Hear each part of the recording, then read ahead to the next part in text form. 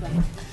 Happy Monday. Just half an hour away from the first session of the week in Hong Kong, in Shanghai and Shenzhen. You're watching the China Show. I'm David Ingles with Yvonne. Our top stories this morning. Asian stocks treading water to kick off a week featuring the Fed's preferred U.S. inflation gauge as traders brace for what's shaping up as a volatile second half. Also heads, China and the EU agreed to hold talks on the bloc's plan to impose tariffs on electric vehicle imports. And Kaisa set to face a liquidation hearing in Hong Kong, one of at least 4 Chinese developers in court this week.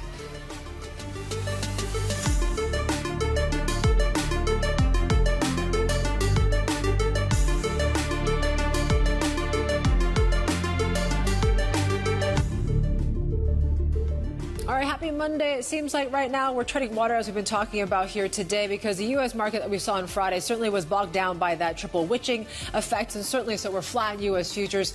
So in terms of the spillover to Asia here today, this is sort of the setup that we're seeing. We're basically seeing not much gains or losses when it comes to Asian stocks here. At least you're seeing something of a bid in the Nikkei, but really the rest of the markets, like Taiwan opening up here, we're seeing some downside of about 0.6%. It's interesting what we've been talking about, this bond story, because everyone's wondering how long this Treasury rally could last here. As we start to see more weaker data, obviously that Fed PC inflation gauge is certainly one to watch. But are rates going to just stay higher for longer, forever? That's certainly one great story on the Bloomberg terminal here this morning, just given the fact that we're still debating where that neutral rate is going to be and whether it needs to be something higher. And does that limit the Fed in its ability to cut rates this year? So we are seeing a little bit of movement in JGBs here this morning. So we talked about the dollar moves, right? So a 5th straight week of gains for the Bloomberg dollar index, I believe also for the dollar. But overall speaking, take a look at the dollar-yen trade here, 159.77. We're getting ever so closer to 160 here, and we've already surpassed the weakness that we saw previously when they intervened back in April. So you got to wonder what's going to be the trigger. But you already heard this morning from Kanda-san talking a little bit more about Japan is ready to intervene 24 hours a day if they need to right now. So you're still hearing that sort of verbal intervention that's at least stabilizing the currency just a little bit here this morning. But we mentioned about all the key data out there, but there's also a lot of European election risk, or even just overall U.S. presidential debates are happening end of this week as well. So euro-dollar, we're still trading around the 106 handle here this morning, watching very closely what happens with these dollar moves, especially what it meant to EMFX of late. So we're basically getting close to generation, or I should say multi-decade lows, if not close to record lows for some of these currencies here. So obviously Japanese yen has been one. It's been one of the losers of the board basically this year so far. The peso is certainly there. We'll talk about some of really the crash that we saw in some of these markets there on Friday. The rupee, as well as the Vietnamese dong, of which we are marking here potential levels that we need to watch very closely. In terms of the setup to China here today, we talk about the Shanghai Composite on Friday. We broke below that 3,000 level. That certainly is a psychological sort of barrier that we've been tracking as well. Renminbi, not, also part of the whole EM complex here. 728, 729 levels here right now. So we are still getting close to that 730 level, which is basically the lowest that we've seen in about 7 months or so. So we're watching very closely what goes on, the fix in particular, and we got a lot of those developers, as we've been talking about, heading back to court today, Dave. Yeah, including Kaisa, of course, and the curtain raiser as far as that's concerned. Certainly lots to watch, right? So as Yvonne is pointing out, too, on the currency space, the onshore rate was at 726.10 on Friday, and certainly some pressure would be expected as we go into the open today, given the tailwinds coming through out of the U.S. dollar. Prudential announced, I believe, on the weekend that it was coming out with a buyback program. More on that in a moment. EV stocks on the back of these conversations set to take place around these tariffs. The final appeal from Jimmy Lai on his trial, of course, keep an eye on that, and we'll keep you guys updated on that. And we also have a bond auction today, 2025 and I believe 2031 CGBs on deck today in the next 90 minutes or so, taking place against a backdrop of really just a lack of risk appetite as it pertains to the equity markets. But the bond markets, so the CGB space, you really have tailwinds there. So we'll see what demand looks like as far as that specific sale is concerned. Let's get to our top story here this morning, though. China and the European Union have agreed to talks on the bloc's plans to impose tariffs on electric vehicle imports. Our China correspondent Min Min Lo is here with the details. I think a few weeks ago we would have thought this was impossible. How did these talks come about in the first place? Well, we have the German ministers in China on Friday. Since Friday, they're still there for a 3-day visit to really talk about these tariffs. You know, you heard the German vice minister really emphasizing that these tariffs are not meant to be punitive in nature. It's supposed to be compensatory to make up for the unfair advantage that these Chinese EV makers get from the government in terms of these subsidies. And so then you have the EU and China finally agreeing to start talks on these tariffs. The Chinese Commerce Minister meeting with his European Union counterpart via video conference on Saturday, and we heard the EC spokesperson saying that the talks were candid and constructive, that the talks will continue at all levels in the coming weeks, but that any negotiated outcome will really have to address what he calls injurious subsidies. And time is running out because we're 1.5 weeks away from July 4th when the provisional tariffs will take effect. So it's highly unlikely that any outcome will come before that. So we might, be working with the window up to November when the final tariffs would be decided. So what's next? So they landed on Friday, 3-day visits. Have they been able to achieve anything over the 3 days? And, what do we look ahead to, I guess, too? Yeah, so they have had some agreements over energy cooperation in things like, smart grids, accelerating the green transition and so on. But I would say there's a bit of mixed signals coming out from this trip, because you would expect someone who is the Vice Chancellor of Germany to be able to meet with someone who is of a similar rank in China. And that would be Premier Li Qiang, the number 2 man in China. But that meeting, which was highly expected, it didn't happen. And so you have Robert Habeck kind of saying that he didn't know why that didn't work out. But he got to meet other Chinese officials, though, including the Commerce Minister, the head of the NDRC, which is China's macroeconomic agency, and they talked about issues like human rights, energy cooperation, and those tariffs. Again, you see that push and pull between the two sides, because Chinese officials say yes, they're willing to get Chinese companies to tap on the German market, but at the same time they said, Germany, you need to step up your leadership over the EU here and get the EU to, quote, correct its wrong. And China's support for Russia, that was also a focus too. That's right. So the German Vice Chancellor mentioned that is one of the key factors that is causing this deterioration in China-Germany relations. They said that if China wasn't supporting Russia when it comes to the war in Ukraine, then perhaps the EU wouldn't have to reduce its reliance on Chinese critical goods and raw materials. And this comes as China-Russian trade increased by 40% last year. And Habeck kind of noted that nearly half of those was in dual-use goods. And he hinted at potential implications of this. Perhaps they have to relook at sanctions and their intended impact.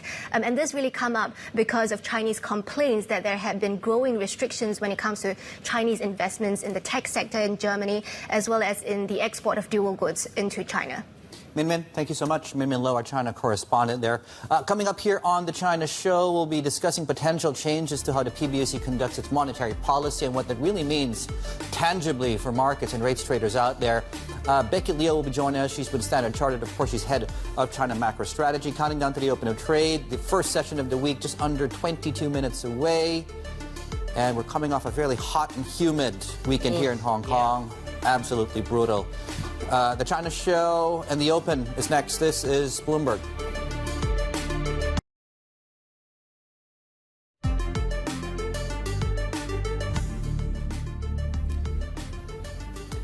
Welcome back.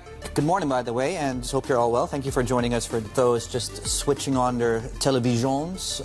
90 minutes of the opening bell. We're poised for a flat open. We're coming off, I think, 3 or 4 day streak of declines onshore. 3-month lows on the major benchmarks there. We're flat across, and certainly the headwinds coming through from Wall Street, and of course what happened with the S&P on Friday. And of course we're looking ahead to this coming Friday with the presidential debate. Fireworks are probably ready for, as far as that's concerned. We should be getting the fix any time now. More on that in a moment. Let's get a sense of the rate conversation in China. Joining us here on set, Becky Liu, head of China Macro Strategy at Standard Chartered Bank. Good morning. It's nice to see you. Good morning. So we're perhaps looking at some changes into the way policymakers address or push forward monetary policy. What's wrong with the old model? So as what Governor Pan said last week, there has been several changes. The first one is that the focus of the model is changing from, in the past, a so-called quantitative model to the current price model. So in other words, in the old days, China's monetary policy is essentially credit policy. And currently, it's more targeting inflation rate. So it will be focusing much more on real rates rather than the quantity. So without a change, the current tool simply doesn't really work anymore because they can't effectively cut rates anymore, and they can't really expand the size of the balance sheet anymore. So why sort of diminish the emphasis of the MLF over the OMO? What's the importance of that? Because the target has changed. In the old days, the target is to lower the cost, lower the exit yield, i.e. lower the loan rate, and therefore by linking the MLF rate together with the LPR rate, i.e. effectively the loans floating rate leg, it's forcing the banks to cut loan rates by every single MLF rate cut. But currently, it has already hitting a wall. Without cutting deposit rate or without lowering the cost of liabilities any further, they simply cannot cut loan rate anymore. And therefore, the target is now focusing on the cost of liabilities. They need to find a way to cut deposit rate more effectively, and therefore they are changing the emphasis from MLF to the OMO. Okay, well, a couple of things there. Do you think then this achieves the objective of protecting the margins of the banks moving forward? Is that something we can expect, a widening moving forward? It will probably in the short term, i.e. the next 2 to 3 quarters, the NIM probably still have to compress. But without a direct linkage between the MLF and the LPR, the compression will likely to be slower compared with the past. So if you recall several years ago, all the most profitable Chinese companies were Chinese banks. It's no longer the case today. And if you look at all the rescue plans ranging from local government debt, real estate sector, they are all relying on the banking sector. So at this stage, with NIM compression already going in full force over the last couple years, they cannot cut NIM any further. So a change of the focus will slow down the NIM compression, but probably it will still take several quarters before the profitability start to rebound. Does that open the door at least for them to cut rates more? If they're detaching what goes on with the loan prime rates, is that going to be something that they've, a hurdle that they've basically kind of overcome? Yeah. And then now they can actually unleash more monetary policy or stimulus. Exactly. All the changes, all the proposed changes aim at only one target, which is to enable the PBOC to be able to ease more and ease more effectively. So on one hand, it would allow them to cut OMO rate more, especially after the Fed started to cut. We should expect the PBOC to be cutting faster and therefore bring down real rates. And at the same time, it will also enable them to be able to expand the size of the balance sheet again. Because currently, if your MLF rate is 50 basis points above the NCD rate, it means the banks are borrowing at the market at 50 basis points cheaper than from the PBOC. So that's why the banks are keep repaying money instead of borrowing from the PBOC. Now, how do they then manage market expectations? If rates are going to go down, how do they then manage expectations in the bond markets that yields should not go down as much? Because they've been pushing back against the latter notion recently. Yes, the central bank has been extremely focused on the back end of the curve, especially the 30-year CGB yield. Yeah. There are two reasons in our view. One is that they want to avoid a banking sector crisis, such as what happened to the SVB on Northern Chicken Bank recently, to avoid a material reval of the long-dated bond when yields eventually pick up. Yep. The second purpose is to maintain a upward sloping of a CGB yield curve. One is to protect banking sector profitability, and second, to avoid sending a overly negative signal to the macroeconomic expectations. So you still think rates can go much lower from here? What about the currency? Are there implications for the renminbi? In the short term, especially in the third quarter, we do see the CNY under more depreciation pressure. Dollar CNY will quite likely to test 730, but probably not by the end of this month, because that would require fixing going to 715. We probably don't see that in the coming few days. But in the third quarter, we would have a combination of one, negative seasonality, because dividend payment is clearly picking up. The peak of dividend payment would be in July and August, and that would give the currency the biggest negative seasonality. At the same time, it's also quite likely to see dollar staying strong, especially by looking at what's happening to euro and yen. Yeah. Since you mentioned the fix, 715, 712 is the fix for the day. Inevitably, do you see the fix needing to grind higher going into the third quarter? And how high do we get in the fixings? We do see that have to go higher. We do see that possibly hitting 715, but probably not much higher. One of the key reasons they have to keep moving the fixing higher is simply to ensure normal transaction in the domestic market. For example, if you look at last September and October, there was a period when domestic FX turnover slowed down quite materially, because that was the period when spot was trading too close to the weak band, and therefore for some of the shorter dated settlement, for example, T+0, T+1 settlements, they went above the weak band, and therefore they cannot be traded. So in order to ensure normal transaction in the domestic FX market, they need to lift the fixing slightly higher just to reflect the change of demand-supply dynamics. There's been a lot of talk about part of that Pan Gongshan announcement last week was that it talked about buying and selling treasury bonds for some, and people are saying, look, this is probably what they call QE. They're not calling it that, but should we put it at face value that it's not going to be QE? And how different could it look in China?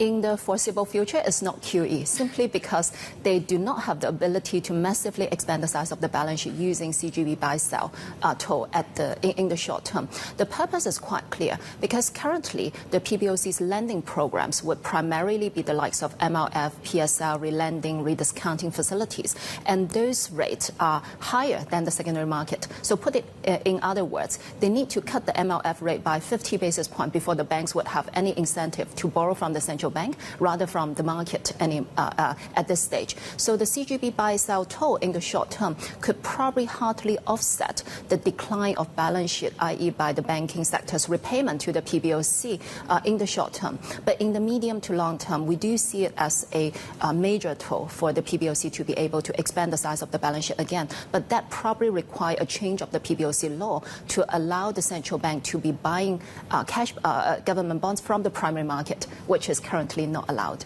Oh, well, okay, that's interesting. So it's structural almost right now. Well, I guess my question is, have we reached the limits of monetary policy in China at the moment, i.e. lower rates? Not so much the mechanisms, but how much will lower rates help at this point in time is my question. Without changing of the focus to stick with the MLF, we're probably now very close to the limit. But if they shift to the OMO, then the limit become wider again. We could see China deposit rate and short-term money market rates going materially lower from the current level after disassociate that with the LPR rate to force a further compression of the banking sector margin. Now, how does that then help the real economy? So if we see a further drop in the OMO, for example, does that help the economy even further than the current restrictions, I believe? It does, okay. But it needs bolder rate cut from here.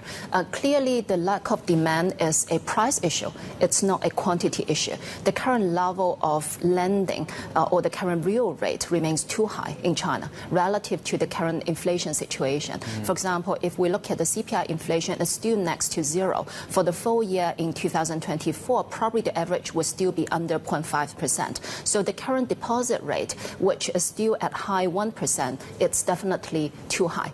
Not to mention the lending rate still north of 3%. It's definitely too high. It seems like there's a bit of change in their strategy, not just when it comes to what rates they're targeting, but also how they communicate to the market. And talked about more transparency. How should we be looking at that sort of communication moving forward? We look at that as a very positive step forward. Personally, I was quite surprised it's a positive surprise by Pan Gongshan's speech last week. So, and all the things that they are doing or what he's discussing about, it's genuinely trying to move the PBOC towards a modern central bank, towards a central bank more alike the ones in the DM market. So that could be the start of a series of more transparent communication between the PBOC and the market, and that could anchor market expectation and remove quite a lot of the misunderstanding or volatility in the future. So we do see that as a step forward. Becky, you always bring something for us to learn every single time. Becky Liu there, head of China macro strategy at Standard Chartered Bank, trying to really parse through the alphabet soup of monetary policy in China. Here's what we're looking at when it comes to markets here as we set up this Monday morning. We talked about, we're not seeing a whole lot of appetite for risk here this morning. In fact, you're seeing the pre-market in Hong Kong. We're starting the week off down about 0.7%. 729 levels now for dollar China after we did see that fix. We haven't seen a 712 handle for a fix since basically November. So, yes, is there a sign of maybe more tolerance for the weakness in the currency from the PBOC here today? We got plenty more ahead. This is Bloomberg.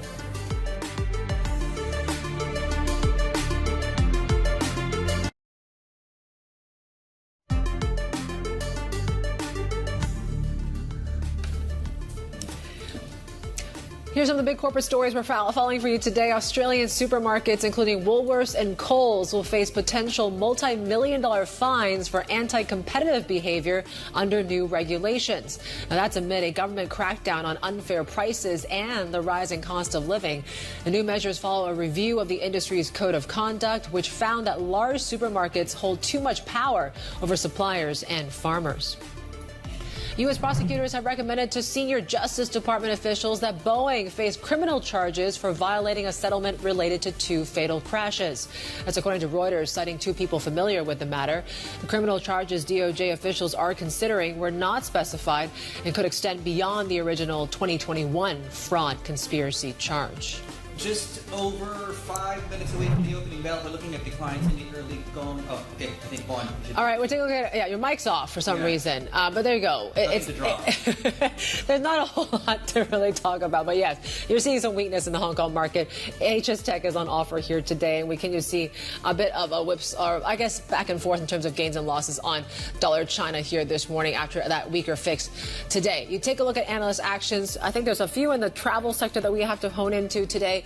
Trip.com rated a new buy at Huachong with a price target of 506. Cathay Pacific also cut to equal weight at Morgan Stanley. So they're talking about Hong Kong's flag carrier could face risks from weaker traffic as well as macro challenges. At Angan Steel, H shares cut to underweight at JP Morgan with a price rate of just $1 right now. They're saying this is on the back of weaker than expected policy impact right now. I believe you're back, Dave. Yeah, there we go. Sorry. Just had to fix some of the electronic piping, as they say.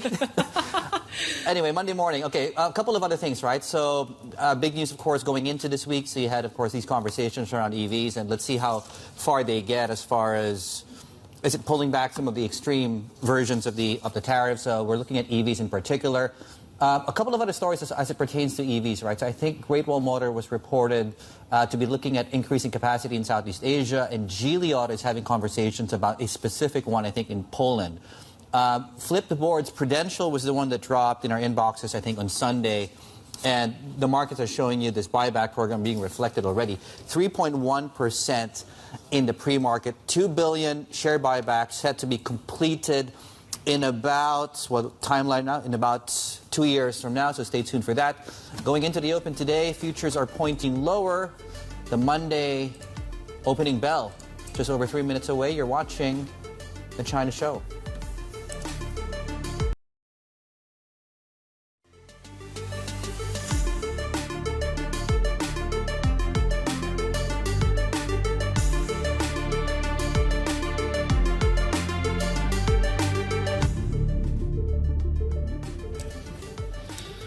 Welcome back. You're watching the China Show. We're counting down the open of markets here. It is pretty slow going to kick off the week, but certainly we have the likes of, I think, industrial profits later on this week as well. But we're focusing on some big macro things, not just when it comes to the PCE gauge from the Fed this week, but also you have elections and voting in France, UK, and that U.S.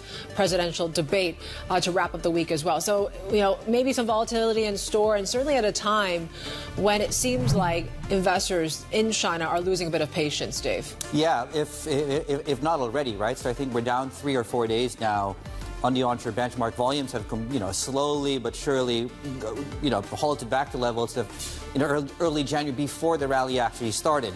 In terms of price, we talked about it on Friday. We're below 3,000 on the Shanghai Composite, 29.82 now, as you can see. That's about the lowest since about mid-March, give or take, there on the specific benchmark.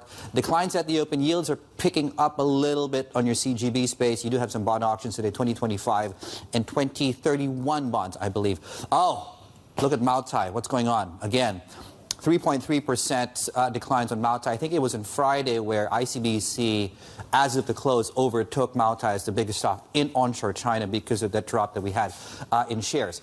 Let's turn the page, please, and have a look at the open here in Hong Kong. So I think a couple of things, right? So the tailwinds coming out of Wall Street, number one. Number two, Hang Seng on a technical level closed below the 50-day moving average on Friday, which, if you're curious what that level is, that's coming up bottom of your screens very, very shortly. MSA at China is down 0.6%. Some pressure coming across some of the big names here in Hong Kong as well. It's a strong dollar story still. Just keep in mind when you look at the Hong Kong dollar, for example. So we're pushing some of these extreme levels in EMFX, particularly in the Asia Pacific. More on that in a moment. One stock that's going the opposite direction, though, is Prudential. We're going to get it up on your screens right now. It's a buyback program, $2 billion, should be completed in about 2 years from now. And maybe a little bit of encouraging price action, if you could call it that as well, across the EV space. But we'll see, right? These conversations are taking place around the EVs and tariffs and whether or not we do see some traction there. Cathay Pacific, on top of the market pressure we're seeing today, Morgan Stanley cutting their rating on the stock to equal weights. I think this one came out on the weekend as well. Right, one market we're also watching very closely, it's also opening up at this point in time, is the Philippines. Big drop on Friday, biggest drop in about 2 years or so, or almost 2 years. We're seeing some profits, at least, well, some money coming back into that market following that poleaxing this market took. Some of the big heavily weighted stocks, particularly the conglomerates, right? AC, JG Summit, and SM Prime, seeing some upside. Some of these stocks were down about 5-6% on Friday. It takes us into the currency conversation. Dollar peso is extremely close now to a new record low. I think we're about 0.4% on dollar peso. 59 is a level you want to watch. Effectively, that's an outright number. We're around that level as far as the all-time lows are concerned. 58.82 is concerned. And yeah, there we go. So it's a strong dollar story going into the PCE week, of course, inflation in the U.S. Yeah, and it's not just a dollar story, but really what we've been talking about and really reporting on the South China Sea as well. That's really maybe weighing on what's going on in the Philippine markets here right now. And we also heard from the president himself.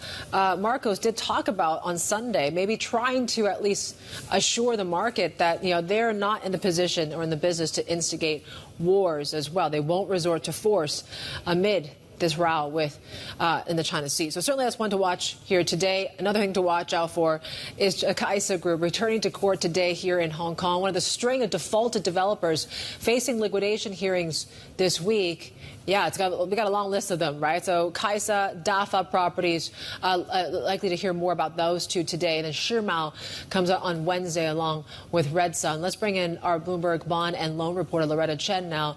Loretta, when it comes to start with Kaisa, I mean, this has been going on for a while, and we've seen delays after they faced the first petition to wind up about 11 months ago. What does Kaisa have to prove today? So Kaisa, actually over the weekend, we heard from Reuters that Kaisa's chairman has gone to Shenzhen. Well, this is his first trip in many, many years. He's always been in Hong Kong. So it's a signal that, he's visiting Shenzhen to seek regulatory approval for a restructuring plan. Is usually, when you come to one of the last steps of that restructuring plan and you go to the regulators for that approval. So it's a positive side for the company. We think that they will be able to present something somewhat concrete on the court today, if not to their bondholders already. We're expecting to hear that more. So Kaisa would be the first case to kick off that string of winding up hearings this week, and then that will be followed by Dafa Property, which is a mid-sized developer in China.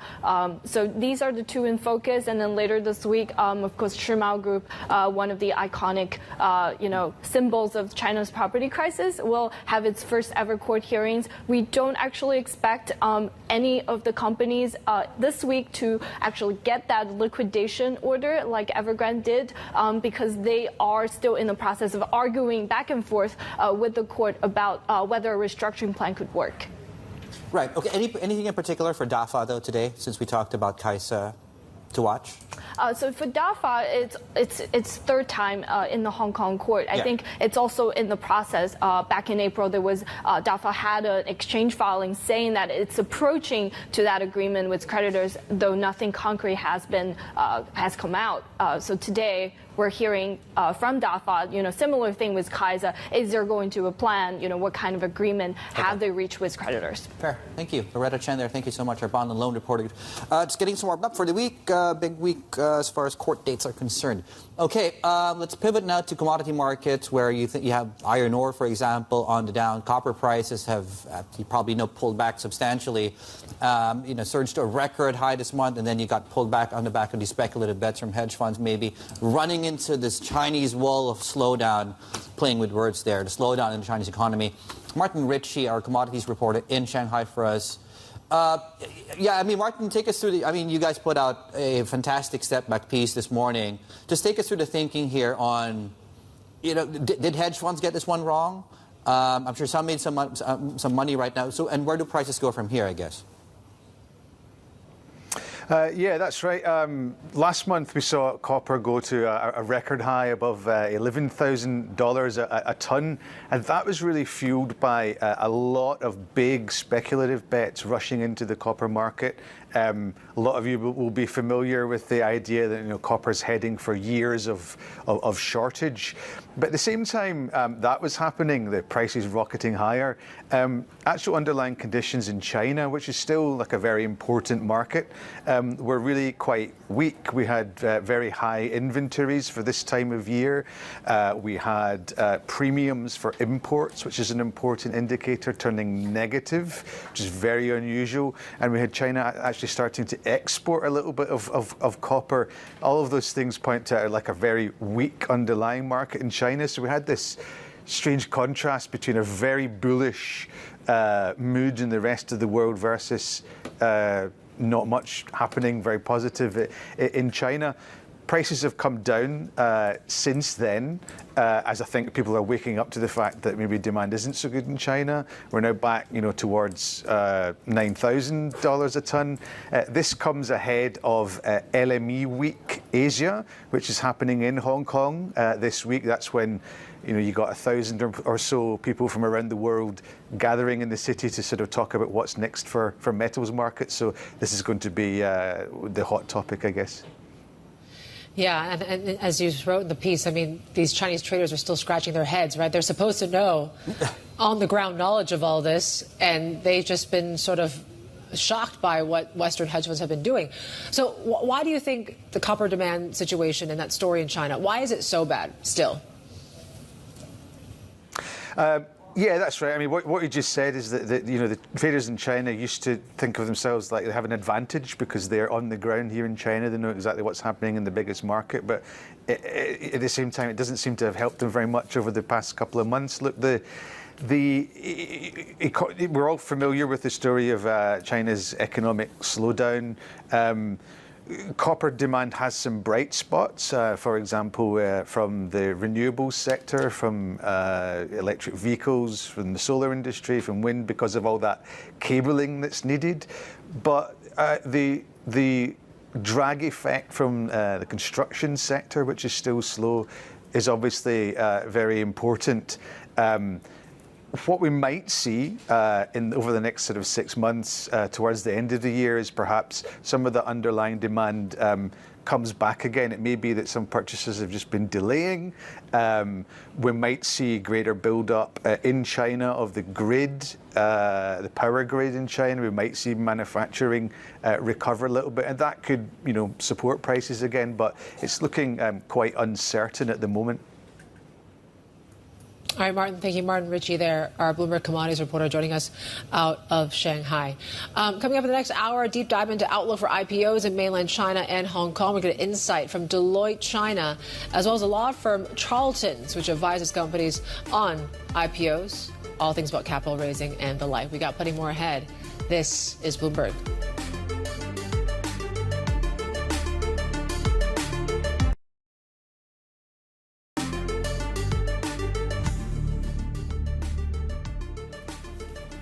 Okay, just an update here of this sell-off. We're seeing continued sell-off across some of the big liquor names. So Moutai is now down, I think, an 8th straight session. Should have closed lower, I think, just 1 or 2 times in the last couple of weeks or so. Some of its peers also feeling the pressure as well. There's a report today on the wholesale price of the Baijiu, the flagship Baijiu brand, fell to $2,100 a bottle. That's according to the National Business Daily, citing some industry numbers coming through. Now, we know, of course, there has been some pressure on retail prices, and whether or not the company comes out and adjusts its thinking and dynamics on prices moving forward.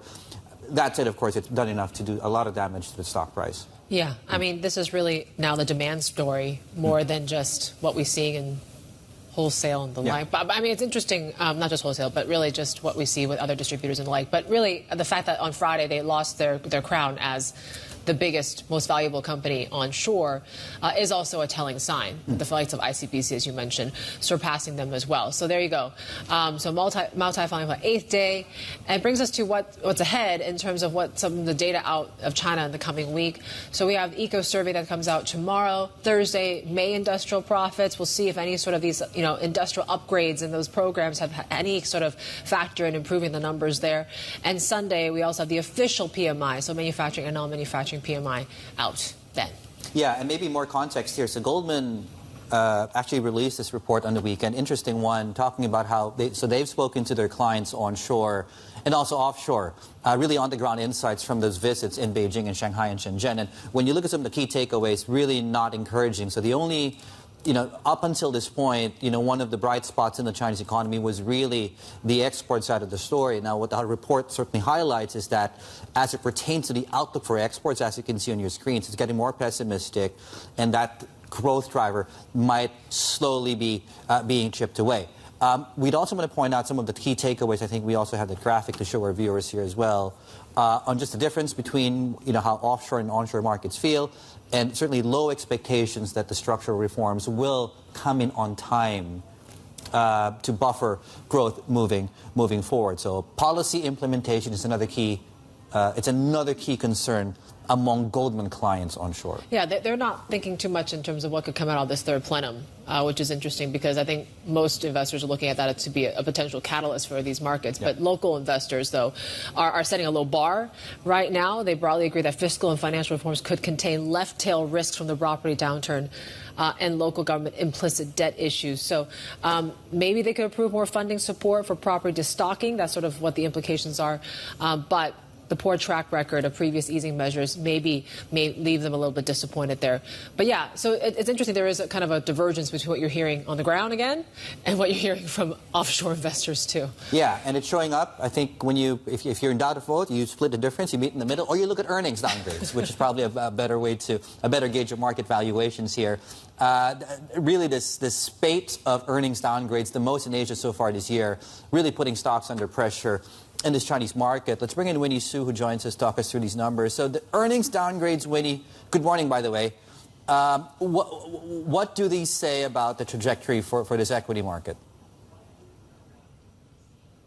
Right. So there was a lot of optimism about how much the companies can deliver in China that actually helped the Chinese market to see some bullishness earlier in the year. However, we're seeing that momentum to slow recently, and the MSCI China was actually down about 8% since its peak in May. So that, as we're seeing this cut in earnings estimate, that's actually hurting a lot of the investors' confidence beyond just their the weak economic data around the retail sales and housing. So when we talked to Morgan Stanley just last week, they were talking about how Chinese stocks actually, the market itself saw an 11 straight quarters of earnings miss, and that is showing how the underlying economy is actually quite weak. And beyond that, we can actually also see from how the yuan is slipping, and also we've got the narrowing of the China bond yields and, for example, the Japanese bond yields,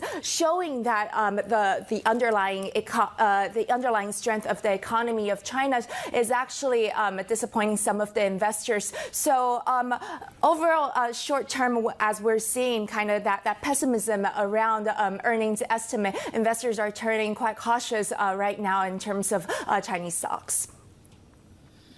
And we're just basically kicking off the second half now. So what is the outlook, for Chinese equities moving forward? We take a look at the short term, medium, or even long.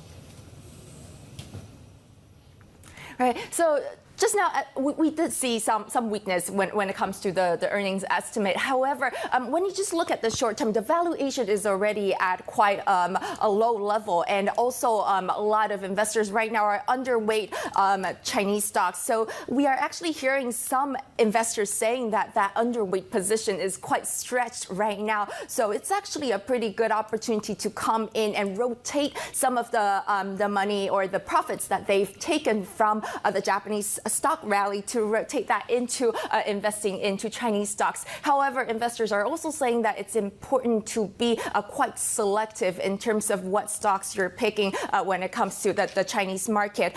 Short term, like you just mentioned, Yvonne, people are looking at a potential positive catalyst from the third plenum that's going to happen in July. So right now, the tone is quite neutral. Like you mentioned, some of the investors were quite disappointed at what the policy can deliver for the stock market, while we also hear from global investors that they believe that this time it's the time for policies to change, and it has to change according to some of them. And Aberdeen, when we talk to them, they say maybe potentially we can see a 20 to 30% upside in Chinese stocks if policies are able to deliver. However, when you look at longer term, the property trouble is still there. And just now we talked about earnings growth, and just overall the consumption demand seems to still be struggling. So those are the factors that we're looking longer term.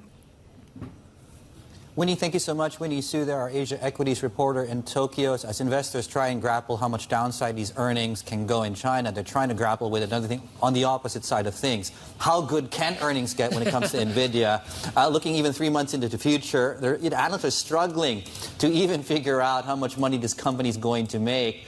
Let's bring in our tech reporter, Annabelle Jewelers, here on set with us to talk us through this analysis. And it's really difficult for an analyst to even look beyond a couple of weeks how much money Nvidia can actually make and guide toward. Yeah, and we've seen, of course, so many times that Wall Street estimates have just absolutely fallen short. Or if you look at the flip side, it's been yet another blockbuster quarter for Nvidia. And it's not just like a case of analysts are making things up. They are trying to take their cues from Nvidia's management, but even the leadership is having problems as well, just really keeping pace with the sales. So you can see there's a terminal chart, but this as well, you can see just how much Wall Street is deviating and having a tough time forecasting on Nvidia, and they're actually falling short to the tune of around 12 percentage points per quarter. But as well, we've got another chart that just takes a look at how much Nvidia is trading, and it's roughly 23 times projected sales. So that means it's the highest in the S&P 500. There is a problem, as we say, though, because when you're exceeding even the company's own forecasts, then it does really make that question around the valuation. Is this an expensive stock or is it not? And if you take a look at even just the projected sales for the current quarter of nearly $15 billion, that's nearly 140% growth on year. So yes, the valuations multiples are rich, but they could actually end up looking reasonable as well. The question, of course, is how long does this extend for? Do you start to see that growth subside? And then does that also call into question, again, the price that's on the stock? All right. Yeah, it's tough to really ballpark this one. You take a look at when it comes to some news that we got over the weekend, some reports that, Apple's AI plans, they might be partnering with Meta. What do we know so far? Yeah, so this is actually a really interesting one because Meta is one of the front runners in the AI space. Apple is perceived, or perhaps even could be fact, really, they're behind in AI. So the fact that Apple could possibly be turning to Meta here is definitely one to be tracking here. I say it could, of course, because this is actually sources-based reporting that's coming from the Wall Street Journal. But what they've heard is that essentially Apple's looking to integrate Meta's generative AI platform into Apple Intelligence. Apple Intelligence is something that was released during the Worldwide Developers Conference earlier this month. But essentially, OpenAI, we already know that they're going to be a partner of Apple in this. Possibly Meta could be joining the fray. There's other companies as well. But Apple, we know it's got its own small AI platforms it's looking to outsource, but it is a company that eventually likes to take things in-house. All right, Belle, thank you. Annabelle Jewelers there on the latest when it comes to AI, all things AI. We're getting some live pictures out of Taipei here right now. So this is the president, Lai Ching-te. He is speaking at the moment, saying that he is going to sign a bill and challenge it in court. So basically what's happened over the weekend was this key legislation and really what we've been seeing from the opposing party here, trying to limit the DPP's powers here moving forward. That certainly is raising more tension between, Lai's government and really what we're seeing in Parliament. So what the president is saying is now he will seek an injunction on this bill. These are the latest lines coming through from Taipei. We got plenty more ahead. This is Bloomberg.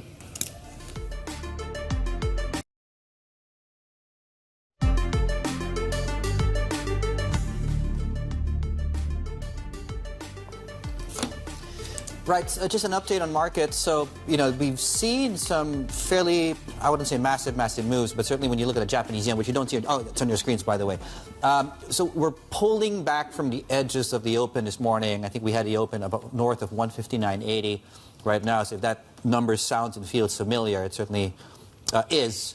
You have to go back to early or late April for intervention levels and at these levels. And again, suggestions that Japan, in fact, they've said it quite directly, we're ready to intervene 24 hours a day. Okay, a couple of other things that we're tracking here. So big moves in this Chinese equity market. Midday real estate up 67%. We're still trying to get to the bottom of this. There's certainly a filing to the exchange. There's a lot of details here, but certainly this is probably down to what they're telling the exchange right now. More on that in a moment. Prudential, share buyback, and of course the continued pullback we're seeing across these consumer names here. Yvonne. Yeah, definitely seeing that. Angang Steel, that was an analyst downgrade there, I believe from JP Morgan to just $1. Talking about, look, weak fundamentals, big macro recovery, the like here. And yeah, we continue to see the Hang Seng down some 1%.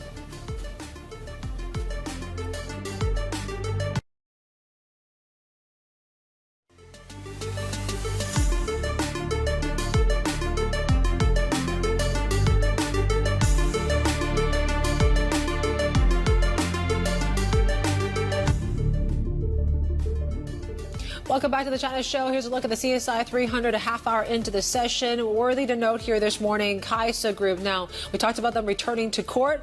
Well, it didn't last too long. So I think just a few minutes in, we're learning that this liquidation hearing has been adjourned now to August 12th. So once again, we are seeing that date being pushed back a little bit. So we have to wait maybe another few weeks or so, 5 or 6 weeks, before we get any sort of signs of what's to come from there. But yes, we also have Dafa Properties, Shimao, set to have their wind-up hearing on Wednesday as well, Dave. Yep, and then Red Sun is, I think, the other one coming out too after Shimao this week. Now, speaking of property, Midea Real Estate Holdings, the stock code is 3990. The stock is up 67%. I'm still trying to pour through this filing to the exchange, but it does seem to be a, I'm just going to pull back a little bit because I might be speculating here, but it looks to be a cash consolidation. Okay, I'll get to the bottom of it instead of just pouring through the words here. In other words, 67%, that's a filing to the exchange. I think they made yesterday, looking at the date on this as well. Okay, more on that in a moment. We're tracking the pressure coming through in some of these liquor makers. Moutai was down over 3%. It's coming back a little bit from the bottom right now. Still down 1%, still down 8 straight days. And Angang Steel is a downgrade there coming from, I think, JP Morgan? Yes. There we go, on the stock itself. Okay, now, intervention risks. We'll talk more about this in a moment with Mark Cranfield, but certainly we woke up to levels in the Asia-Pacific very close to 160 against the U.S. dollar, which reminds us of what happened back in April. That brief foray into around these levels did spur intervention from the Japanese, which we did get confirmation about 4 weeks back. Do we get around to. We're certainly on watch for it, given how quickly we've come to this level. And Friday was a really big move, as you can see in the U.S. dollar. Yeah, is 160 still that line to send? Maybe not, right? When there is pressure from the U.S. adding Japan into that FX watch list just last week. So maybe they are feeling that there are limits to this sort of intervention right now. In terms of what Asia, China is looking like here today, we talk about still really what happened in the U.S. markets, and we're not seeing a whole lot of tailwinds there. But really, at least when it comes to Philippine markets, a little bit more relief after that stock plunge last week. As we start to see that the South China Sea, the geopolitical tensions are really starting to weigh on this market, not just this dollar story, which continues to really percolate through EMFX across Asia. The peso certainly is one that has been feeling it. We're at 58 levels here this morning. And this is the rest of the region here. So downside when it comes to stocks, U.S. futures are also trending slightly lower here today. The dollar is standing firm after 5 weeks of gains overall. So equities are a little bit on offer with the exception of the Nikkei, and bonds look to be still in the green here. Still a lot of questions on how long this rally can last in bonds as well. Let's bring in Bloomberg's MLive strategist Mark Cranfield joining us out of Singapore. Mark, I'll get to the yen in a second, but really you've got to talk about this fix from the PBOC here today. You're saying 712. First time we've seen that all year. It means more than just a few pips. What does it mean? Yeah, we've gradually seen it go creeping higher and higher and higher over the past few fixes. And it looked at one point as though maybe the central bank in China was going to use 712 as some kind of a line in the sand and not allow the fixing to go above there. They've moved it only a few pips higher today, so only 5 pips difference to Friday, and yet the psychological impact of doing so is really quite significant. And obviously they're looking across at the rest of the foreign exchange world. They can see how weak the yen is, and they can see the dollar strength right across the board. And they're probably saying to themselves, well, there's limits as to how far we can contain the yuan. Of course, they will continue with the daily fixings to emphasize that they don't want too much volatility, but they're just gradually allowing it to creep a little bit higher. And maybe that's, in a way, that's a better move than allowing sudden jerky movements, which only really disrupts markets. People get very anxious if they see dollar yuan jumping suddenly. Maybe it's better just to accept that there's so much they can't do about global conditions. They can't change US interest rates. They can't change sentiment towards American assets. So they can only focus on what they can do. They're trying to keep monetary policy as loose as possible to help China's economy. And so probably the safety valve is that the yuan has to gradually weaken, and they're accepting that they just have to do it step by step. So although in absolute terms it's a very small move, it probably reinforces the signal that they're going to accept a weaker currency for quite a while yet. Okay, dollar yen. Am I overthinking yen intervention? Is there something there, Mark, this week? It's quite possible. I mean, if you look at purely on the levels, we're close to 160. They did it before. What traders can see, though, is that there's a very, very high bar for successful intervention. If you think of what's happened just in the past 2 months, we've had 2 meetings from the Bank of Japan, and we've had a record round of intervention in terms of buying Japanese yen. And yet, here we are. We're almost unchanged in foreign exchange terms from where we were at the end of April. We're still close to the 160 level. So a lot of money has been spent. The Bank of Japan have had 2 attempts to try and persuade the market that the yen is too weak, although they don't explicitly say that, but they have the chance through changes to their policy, and still the yen is no stronger than it was just 2 months ago.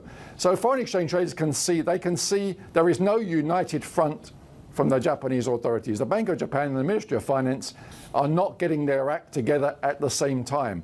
So that's a big deterrent in terms of why would you want to be aggressively bullish on the Japanese yen when even the Japanese authorities can't agree among themselves on what to do about it. So the default then becomes what's happening in the United States. Well, the Federal Reserve has told us they're relaxed. They can take a long time to change policy, maybe only once this year, maybe not at all. That is more strength to the US dollar. So the equation is heavily tilted in favor of the US dollar. Japanese authorities may intervene again. But having done a record amount recently, how big will it have to be? It will have to be another record to have any impact on the foreign exchange market at all. And, you know, the lowest hanging fruit, ironically enough, is an expensive U.S. equity market. Mark, and I know you guys released the results of the MLive survey talking about how maybe the bull market might not have that much room to run. And investors are trying to figure out what in the U.S. equity complex is still, I guess in many ways, has the best value proposition out there. Take us through the thinking, you know, against the backdrop of a week ahead where you have PCE, of course, and wrapping us at the end of this week. Well, this is a kind of question which usually comes up at the end of any quarter. And not only is it the end of the second quarter, it's the end of the half year as well. So you have a lot of portfolio managers who've done extremely well out of United States assets, particularly out of the equity market. And they're probably thinking, okay, some of these stocks have had a fantastic run, particularly in the tech sector, anything related to AI. So as we come towards the end of the second half, where do we want to be positioned going into the second half of the year? So it may well be that we'll see some rotation. And that's typical at this time of year where portfolio managers, they shift some of the money from the big winners into some of the laggards. So sectors, maybe some of the old school industries, which are still producing cash, still making money, but maybe they're not as exciting as the AI sector, so they're lagging behind. It wouldn't be at all surprising if we see over the next couple of weeks some money being shifted into some of these underperforming areas. But the bigger question really for investors is, can you afford not to be in the AI space?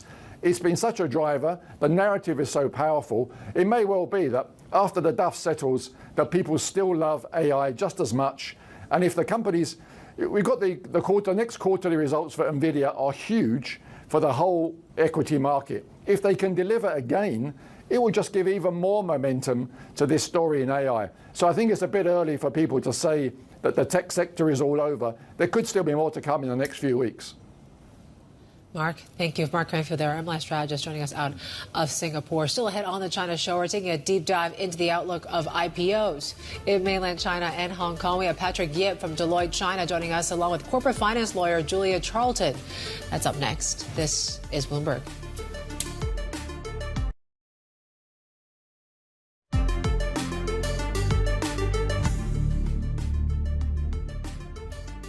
All right, happy Monday. Welcome back to shows here. So we are, well, a couple of things, right? So declines on Wall Street on Friday, and we're certainly feeling that and adjusting to that reality going into this week, down 1%. There are a few idiosyncratic sort of corporate level stock stories that we'll tell you about later on, the Moutai story and the liquor story. It just so happens they're heavily weighted, pulling down the index even further on the CSI 300. There's a lack of earnings coming through, a lack of catalyst, if you will. I mean, you have to look to the end of this week for at least some fairly material or relevant data as it pertains to the Chinese market. So that's number one. Industrial profits, then PMIs out in weekend. On Friday, though, you don't want to miss this. There's the PCE numbers, plus, of course, that U.S. presidential election, which, you know, for all intents and purposes, looks like fireworks are about to go off as far as that's concerned. And apart from that, I don't know. What else is happening? Oh, there's a bond auction, by the way, today. 2025 and 2031 CGBs. We should get that at some point over the next 2 hours or so. Right. Now, the broader mood across these markets is fairly consistent with this anyway, but you know, why not? So the Nikkei 225 is off. We're going into the last, 20 minutes of trade. It's really the commodity space where you're looking at steel prices. Shanghai, these would be rebar futures down 1.5. And copper still seeing some pressure today. And the currency market is the strong dollar story, right? So I think, fittingly enough, the Hong Kong dollar, which is pegged to the US dollar, is top of the barrel today. And we are pushing towards generationally low levels. Generationally. Yeah, you got to bring in the big, the big words today. Yeah, I mean, you continue to see this stronger dollar story. That, you know, as we get to the second half, is that still going to be the case? If, in fact, you're starting to see this market warm up to maybe the potential for the Fed to cut as early as September. I mean, the bets are getting closer to September than maybe like the back half of the year. So there's a little bit of movement there. But certainly what we're talking about here today is on IPOs. China looks to be relaxing its grip on overseas listings amid a prolonged domestic market slump. And the securities regulator did say this once, right, saying that Beijing will speed up approvals for local firms looking to list abroad, prioritizing those with substantial financing needs and strong tech innovation. And speaking at the Lu Jiajui Forum in Shanghai, the CSRC's vice chairman also highlighted Hong Kong as a top spot for overseas listings. Let's get to our equity capital markets reporter, Felipe Pacheco, joining us now. And Felipe, we talked about this drought in IPOs for some time now. What do you think is the reason behind this push now from China for these firms to list overseas? Hi, Yvonne. Good morning. It's very interesting to see this movement because a few years ago, China's domestic markets, the A-shares market, was extremely active.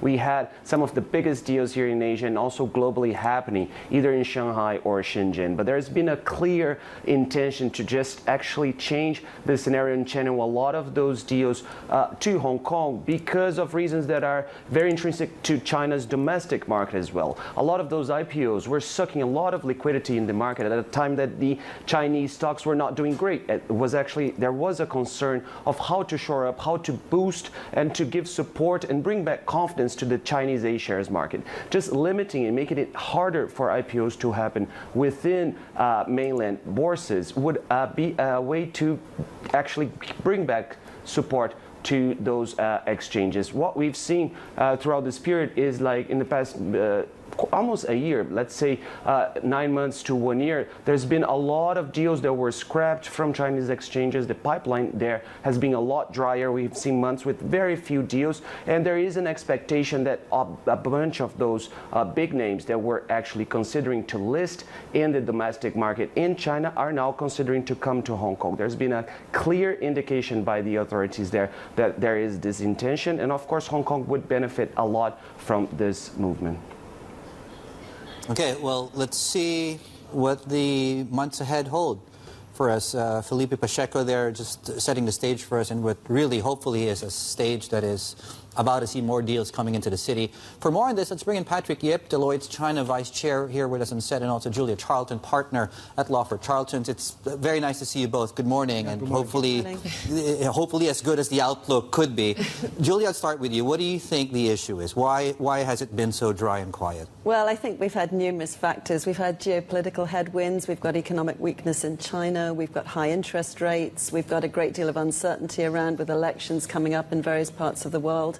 So all of this has almost been a perfect storm, I think. And when we think back to the highs of 2021 and the number of IPOs, it all seems a bit disappointing. But Hong Kong is a resilient market. We're still absolutely free and open. We're US dollar linked and a very open currency and open market. So I do hope that the CSRC's encouragement is going to materialize into more deals. And Patrick, I mean, I spoke with Bonnie Chan from Hong Kong Exchange a few weeks ago, and you know that was right after we heard that message from the CSRC, and she was very optimistic. Are you foreseeing this sort of IPO rebound to come back in a big way? Yes, absolutely. I think we experienced some lows in the first half of the year, but we're seeing a strong pipeline, and especially with what CSRC was saying, I think we're quite optimistic, you know, about the second half of the year. So far it's been just the small deals, right? Are the big names going to really return to Hong Kong? Correct, yeah. So we are looking at potentially bigger deals that will be coming to Hong Kong because of all these good things that are happening, especially encouragement from China. I think that's very important. Julia, do you share Patrick's optimism? I very much hope so. I hope the glass is half full and not half empty. I'm particularly interested in the enormous amount of innovation in the AI sector, for example. I mean, that must be an area for growth, I think, for listings. And I noticed there is one 18C, this new chapter we had, is listed this month. But I do hope that the exchange actually broadens its outlook in terms of listing requirements, perhaps giving more options, not always market cap options, but other types of financial metrics for companies to list, so that any innovative companies, and indeed all companies, are actually accessing the market on a disclosure-based basis.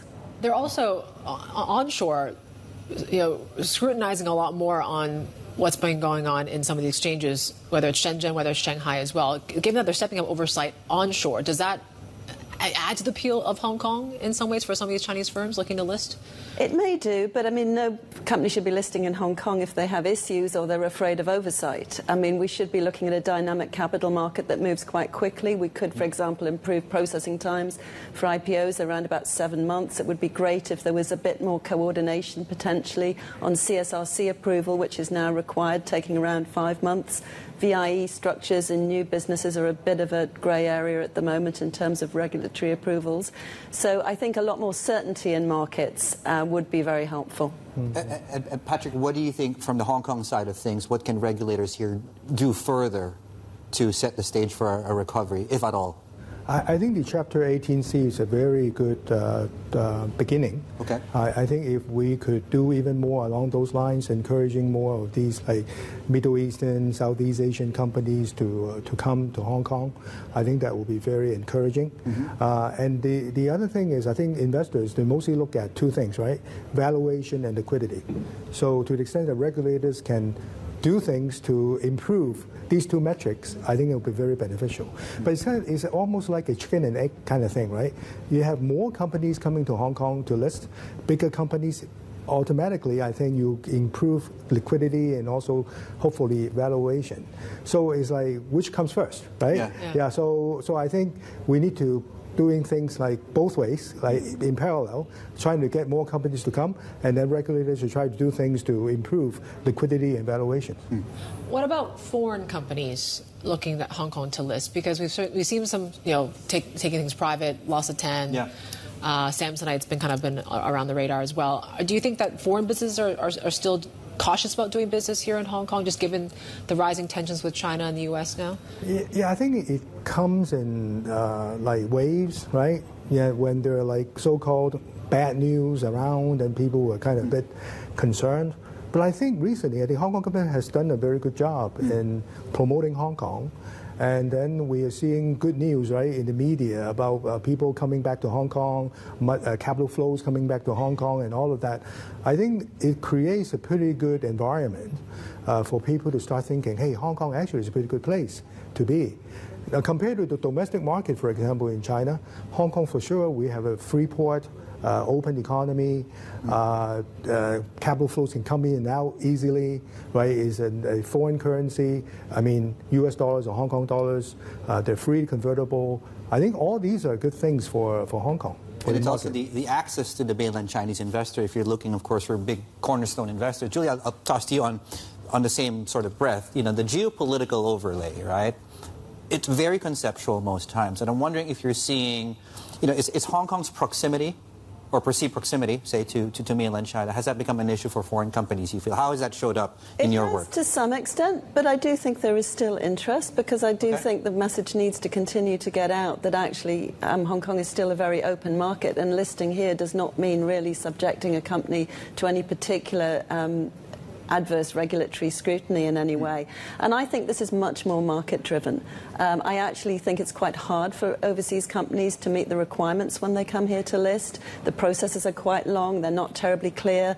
I'm not a big fan of these different types of chapters of, different letters like C and so on, which create sort of channel companies into particular sectors. I think it should be much more disclosure-based, that you meet certain requirements, certain financial metrics, and the market should decide on what companies can list. And I do think if there were faster routes to overseas companies being able to have exposure to the Hong Kong market, that might be very helpful. For example, we have Hong Kong depository receipts, but they're not like overseas ADRs or GDRs.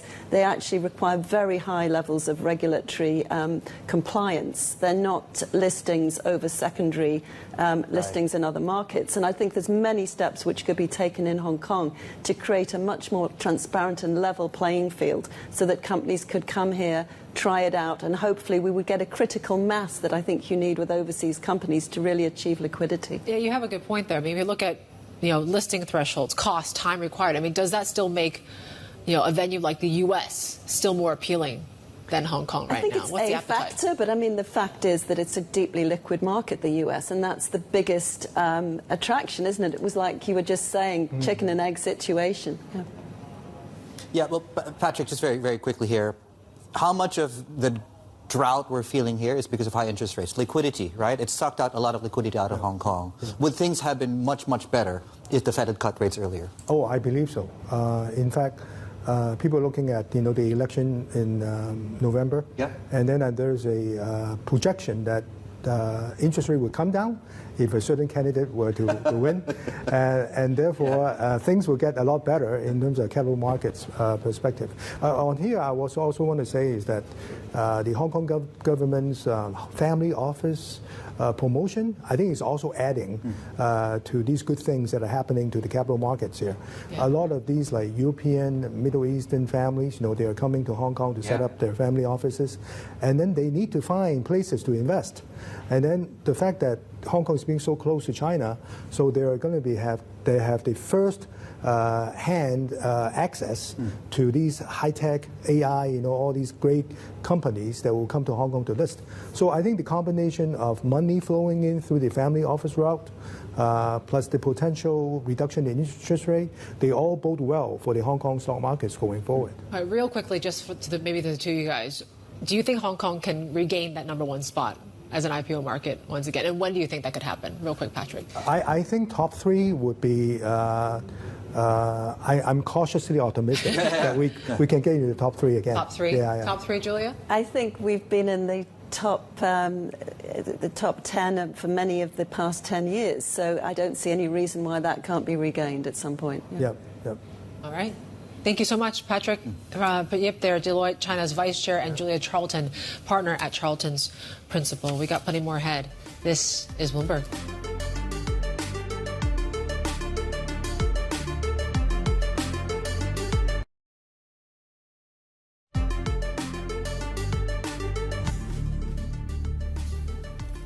All right, we're checking markets here right now when it comes to Kaisa Group. So, yeah, it looks like a bit of disappointment after we did see that court hearing adjourned with no restructuring terms disclosed. It was interesting, we heard from the judge as well, and I think they were mentioning that there might not be that many more adjournments ahead, so they better get their act together. But I think they have till August to come up with more of a restructuring plan, plenty more ahead. This is Bloomberg.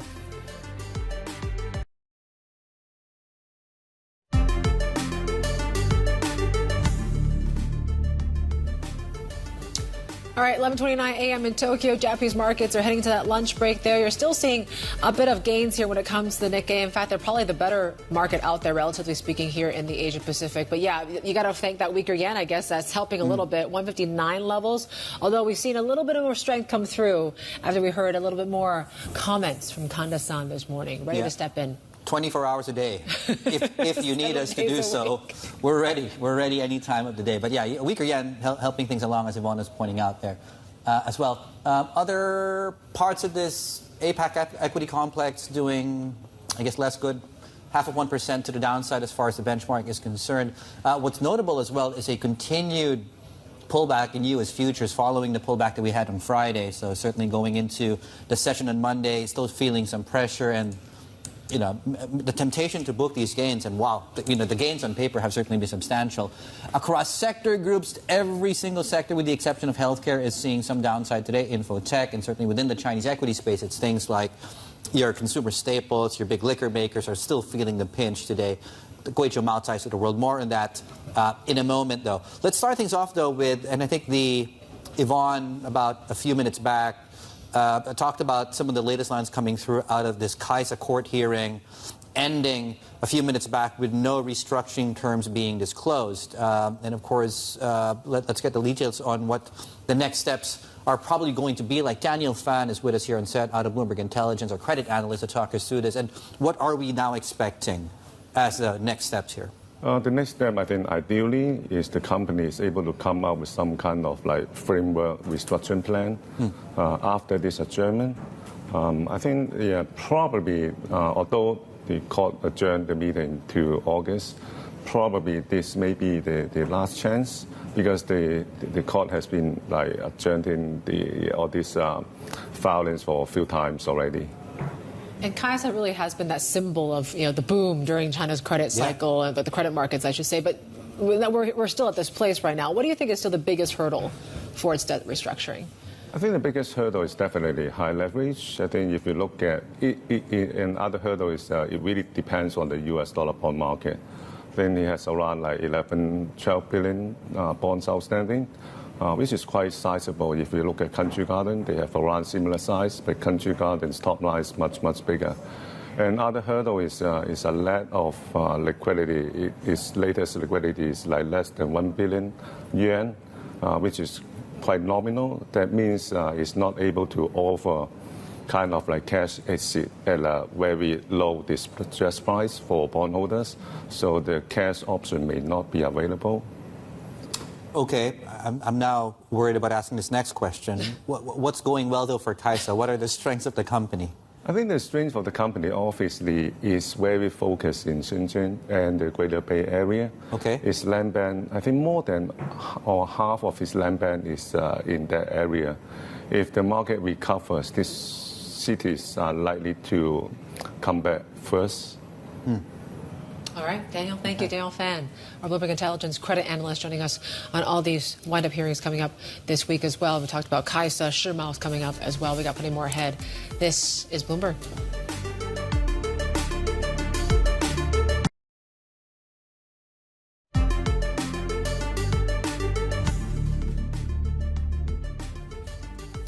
Welcome back. You're watching the China Show. We're about an hour into the cash market session in Hong Kong, Shanghai, and Shenzhen. Also in Manila, where we are seeing the market rebound ever so slightly, certainly not all the way back to Thursday's levels following the 3% drop on Friday, the single biggest drop in the index going back to 2022. So a couple of things like high interest rates, rate differentials, a weak peso, and then, of course, you have the South China Sea tensions really flaring up last week, and you've certainly seen all the dramatic pictures out there. In terms of the size and scope of what happened on Friday, I think we have a couple of things. So on a global basis, the Philippines was actually the second worst performing market last week because of what happened on Friday. So it's worth underscoring that the bulk of the declines that we had in Manila were down to what happened on Friday, not to take away, of course, the size and scope of what happened on Friday itself. In fact, when you look at that on a chart, it set the market back a couple of weeks very quickly.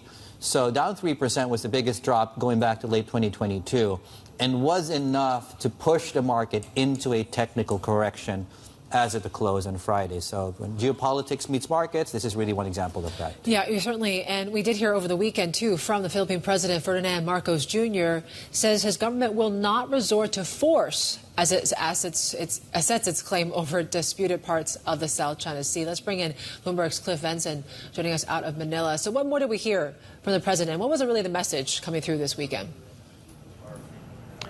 Right.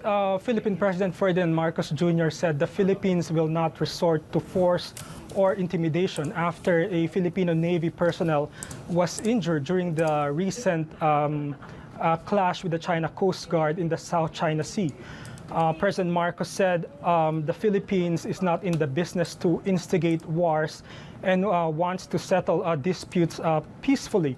However, the president also emphasized that this peaceful disposition should not be interpreted as an acquiescence. So, for context, the President Marcos spoke at the Western Command headquarters. This is the military unit that's in charge of that oversees the South China Sea. Okay, now, Cliff, the pictures are very dramatic, and the three of us were having a conversation when these events had just taken place, and I'm wondering, so we're hearing from the president, what are you hearing as far as the public, from the public, and is there pressure ramping up for the government to maybe become a little bit more assertive? Like, what's the conversation as far as the general populace is concerned?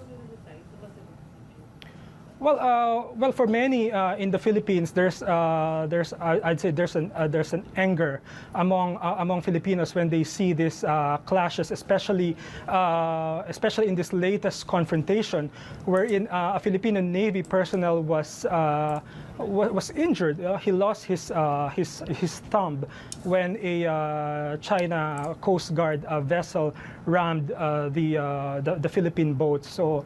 So yeah, there's an anger among Filipinos when they see this. But President Marcos also, during his visit, somehow boosted the morale of the personnel. He awarded them medals and thanked them for their service.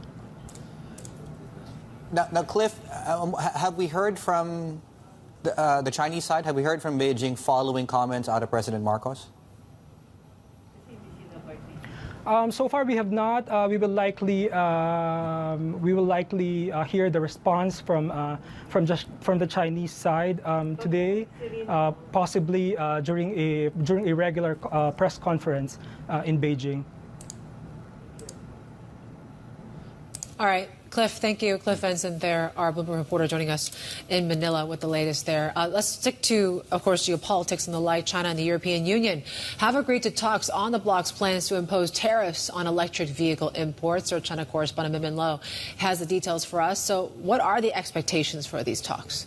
Well, we've just seen Chinese state-linked media Global Times having very high expectations. They're hoping that the EU would lift tariffs altogether before July 4th, when the provisional tariffs will kick in. But that's very ambitious. We're just 1.5 weeks away from that deadline.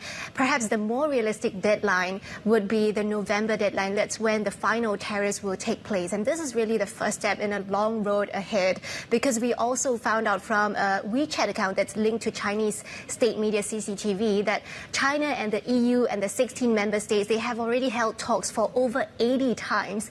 So already very long and substantive discussions over this, but clearly they're still at an impasse. And we heard the German Vice Chancellor over the weekend in China as well downplaying expectations, saying that it's impossible to settle this conflict during his trip to China, that he cannot negotiate on behalf of the EU, even though we know Germany has been one of the strongest advocates calling for the EU to soften this blow on China. Yeah, it's not a decision for them solely to make. But what have been the wins so far, if among the many other topics that they've discussed since Friday?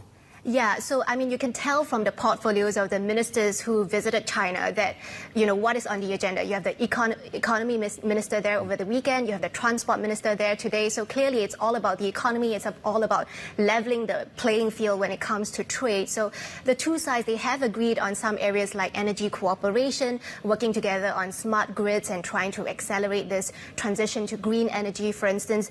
But still, when it comes to those trade, we see some mixed signals there, because you would expect someone who is the Vice Chancellor to meet with someone of a similar rank in China, and that would be Premier Li Qiang, the number 2 man in China.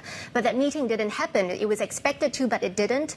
And the German Vice Chancellor said he didn't know why that didn't work out. But he got to meet with other ministers, though. He got to meet with the Commerce Minister, Wang Wentao, as well as the chair of the NDRC, which is China's macroeconomic planner. So they talked about trade. They talked about how the Chinese side will be willing to get Chinese companies to tap on the German market, but they really want Germany to step up its leadership over the EU to get the EU to correct its wrong position. And China's support for Russia, that was something that was a talking point as well. What came out of that?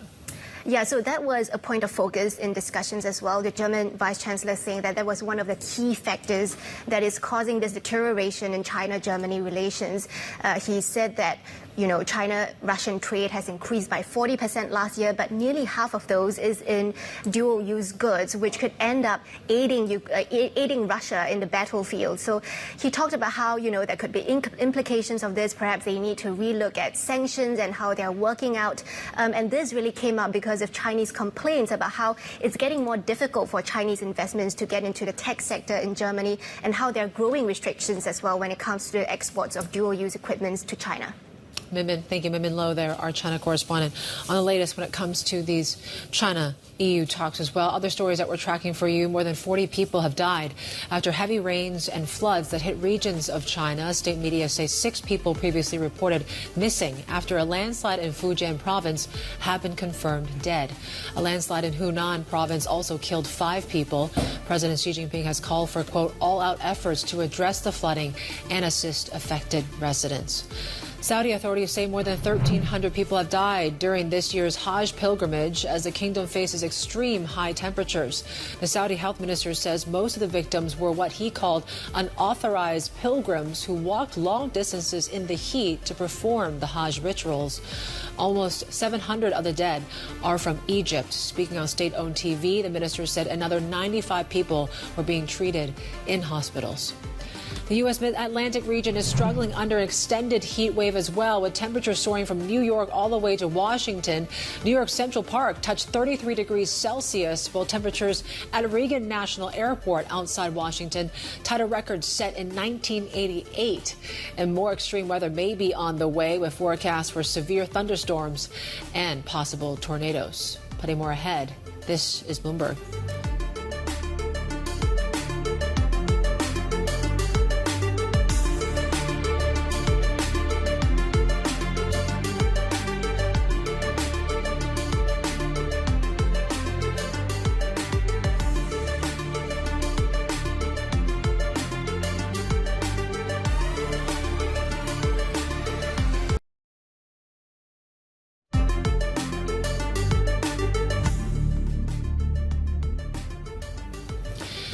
Well, we're checking shares of Mitsubishi Heavy Industries, which have doubled this year and really hitting a record last week on expectations for its energy and defense business. The company's CEO, Seiji Izumisawa, told Bloomberg they finished designing a next-generation nuclear reactor, paving the way for construction to begin as Japan shifts to energy focus to develop more atomic power. He sat down for an exclusive interview with Sherian in Tokyo to discuss their outlook, including their role in Japan's space ambitions and the rising global demand for power amid the AI boom. The annual worldwide power output was recently estimated to be 40 gigawatts.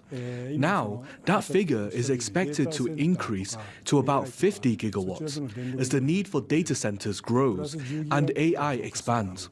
We are developing a business structure to respond to this increase. We're still seeing a veering away from fossil fuels. Do you expect that to have an impact on your gas turbine businesses, or can this also be offset, say, by your nuclear business? I believe that gas turbines will grow going forward, and they will be combined with carbon capture, hydrogen combustion, and so on. Nuclear power is also a valuable power source in the context of carbon neutrality, so I think it will be necessary to a certain extent as well. You're also Japan's largest defense contractor, and you're developing a stealth fighter jet with companies from the UK and Italy. Do you expect more of such projects given the increasingly complex geopolitical environment?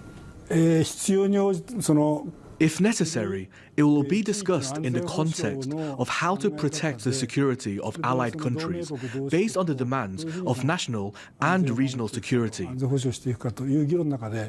There will first be discussions on what kind of equipment will be needed in the region. It's difficult to speculate on whether there will be more demand in this sector. You have an upcoming launch of the H3 rocket. How important is your space transport businesses in your broader business complex? The space segment is not a large part of our business. However, I believe that this is a very important field for Japan. And as a core company in this field, we would like to make a strong commitment to the business. Mitsubishi Heavy has talked about partial or complete reuse of the H3 rocket. How well do you expect to be able to compete with the reusable rockets from SpaceX? Reusable rockets will become the focus of research and development in the future. But we're not at the stage of developing anything concrete right now. In the future, we would like to build a rocket that can compete with SpaceX. You have talked about how important the space projects are for Japan as a country. The National Space Agency, though, has had many setbacks. What do you think is needed in order to move forward these space ambitions? That is a difficult question. I think it's important to expand the industrial base by increasing the number of launches and to expand the use of constellations and other satellites. It's also important to find a balance between the public and private sectors. And yeah, there we go. That was a Mitsubishi Heavy Industry CEO Seiji Izumisawa speaking exclusively with, of course, our Sherry On over in Tokyo. An update now of these markets, and as you guys were listening to that interview, we've now seen additional pressure coming through in this Chinese equity market, particularly onshore. So 1.2% down on the Shanghai Composite.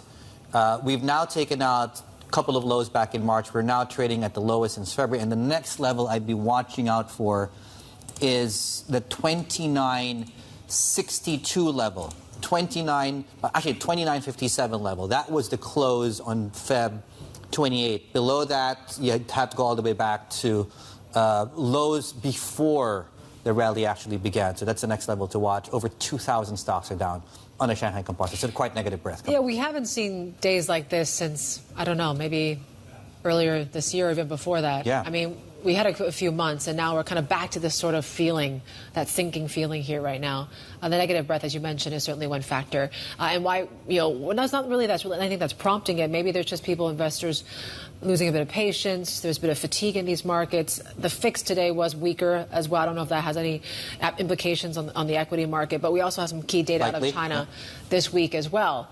We take a look at what's been going on. Obviously, we got some industrial profit numbers coming on Thursday. We have a survey that comes out tomorrow from Bloomberg as well. And the Sunday, I mean, that's going to be the key one, is really the official PMIs coming out over the weekend as well. And it brings us to this week as well. I mean, it's not just about the eco data, but you got to have to deal with a lot of political risk. Oh, risk, my God. Yeah. Political theater, I guess you could call it as well. It's not just in the U.S. with these presidential debates, the first one of which between Biden and Trump, but also we have the WEF in Dalian.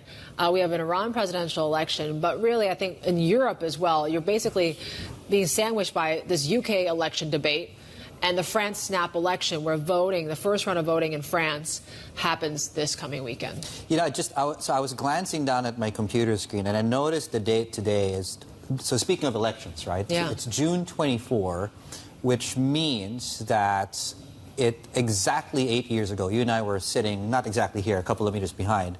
You were talking about the Brexit referendum. It was that day. I will not forget, of course, that day. That was a monumental day at work. Yeah. Oh, that was manic. So it's been 8 days since then. On that note, a quick programming note as well, in terms of a special going into elections, with less than 2 weeks until, of course, the general election there, the UK Business and Trade Secretary, Shadow Business and Trade Secretary will be joining us for a live televised debate moderated by our colleague, of course, Francine Lacqua.